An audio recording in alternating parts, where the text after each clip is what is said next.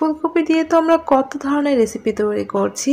আজ আমি আপনাদেরকে বাড়িতে থাকা অল্প কিছু উপকরণ দিয়ে মালাই ফুলকপি তৈরি করে দেখাবো। আসসালামু আলাইকুম, ড্রিম কুকিং থিয়েটারে স্বাগত। তো আজ তৈরি করছি মালাই ফুলকপি, যেটা খেতে ভীষণ মজা আর তৈরি করাটা খুবই সহজ। চলুন তাহলে দেখি। যেহেতু ফুলকপি, এর জন্য আমি একটা ফুলকপি নিয়েছি আর সেটাকে এরকম টুকরো করে কেটে নিয়েছি। নর্মালি আমরা যেভাবে ফুলকপি কাটি সেভাবে কেটে নিয়েছি, খুব ভালো করে ধুয়ে নিয়ে এসেছি। এখন এর মধ্যে আমি দিয়ে দিচ্ছি ফুটন্ত গরম পানি। আর ফুটন্ত গরম পানি দিয়ে একটু নেড়ে চেড়ে পানিটাকে ঝরিয়ে ফেলবো, বেশিক্ষণ রাখবো না, জাস্ট 1 মিনিট এভাবে একটু নেড়ে চেড়ে আমি ফুলকপির এই গরম পানিটাকে ঝরিয়ে নিয়ে আসছি।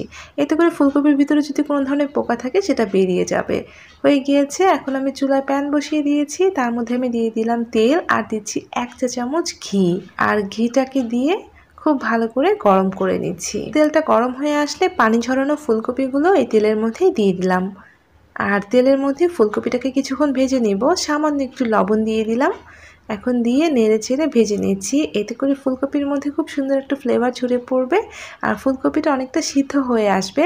তো আমি হালকা একটু বাদামি কালার হওয়া পর্যন্ত ভেজে নিচ্ছি। আর ঘিতে ভাজার কারণে ফুলকপির ফ্লেভারটা অনেক বেশি ভালো হবে। যখনই ফুলকপিটা এরকম একটু হালকা বাদামি কালার হবে, সে পর্যায়ে নামিয়ে নিতে হবে। খুব বেশি আবার ভেজে ফেলা যাবে না। চুলায় আমি আবারও সেই প্যানটাই বসিয়ে দিলাম। তার মধ্যে আমি দিয়ে দিয়েছি তেল আর দিয়ে দিয়েছি 1 চা চামচ ঘি। তেলটা আপনাদের পরিমাণ মতো দিয়ে নেবেন। তেলটা গরম হয়ে গিয়েছে। এখন এর মধ্যে আমি একটা ছোট সাইজের তেজপাতা, একটা ছোট দারচিনি আর একটা সাদা এলাচ দিয়ে দিলাম। আর দিয়ে দিচ্ছি পেঁয়াজ বাটা। এখানে আমি ছোট সাইজের 3-4টার মতো পেঁয়াজ ব্লেন্ডারে ব্লেন্ড করে নিয়েছি। আর পেঁয়াজ বাটাটাকে কিছুক্ষণ ভেজে নিব, যতক্ষণ না পেঁয়াজ বাটাটা একদম শুকনো শুকনো হচ্ছে, অর্থাৎ এর পানিটা একদম শুকিয়ে না যাচ্ছে, ততক্ষণ পর্যন্তই ভেজে নিতে হবে।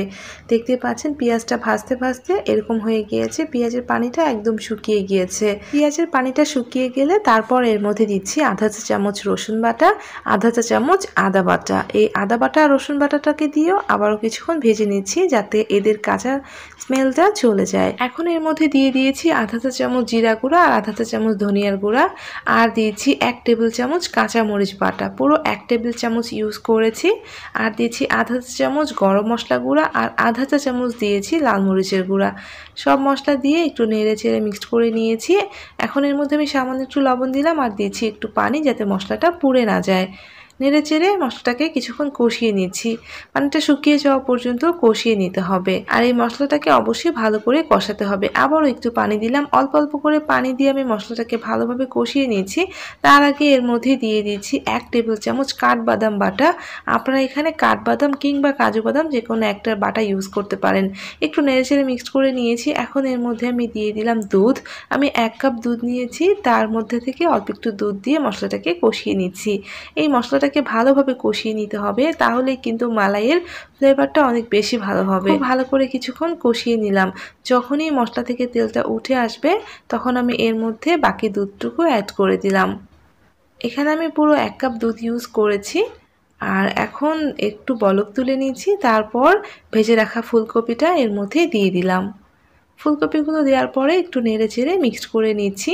ভালোভাবে একটু নেড়ে চেড়ে মিক্সড করে নেওয়ার পরে এখানে আমি পেঁয়াজ নিয়েছি। পেঁয়াজগুলোকে আমি এভাবে কেটে নিয়েছি, খুব বেশি না, অল্প পরিমাণে ইউজ করেছি।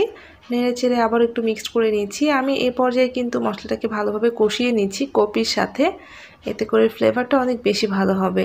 এখন এর মধ্যে দিয়ে দিচ্ছি কয়েক টুকরা ক্যাপসিকাম। এটা আপনারা চাইলে নাও দিতে পারেন। খুবই অল্প পরিমাণে ক্যাপসিকাম দিয়েছি। ক্যাপসিকাম দেওয়ার কারণে এই মালাই ফুলকপির ফ্লেভারটা অনেক বেশি ভালো হয়, আমার কাছে অনেক ভালো লাগে, তাই আমি ক্যাপসিকামটা ইউজ করেছি। নেড়ে চেড়ে আবারও ভালো করে মশলাটাকে কষিয়ে নিলাম। এখন এর মধ্যে আমি অ্যাড করে দিয়েছি আরও আধা কাপ পরিমাণে দুধ।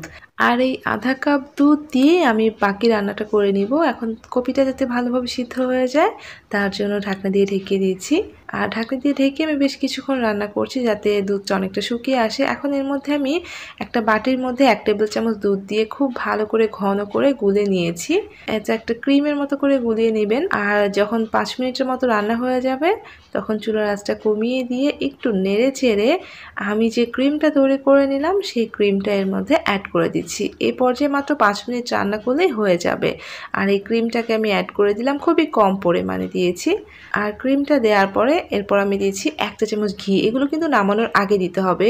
মালাই ফুলকপিটা অলরেডি রেডি হয়ে গিয়েছে।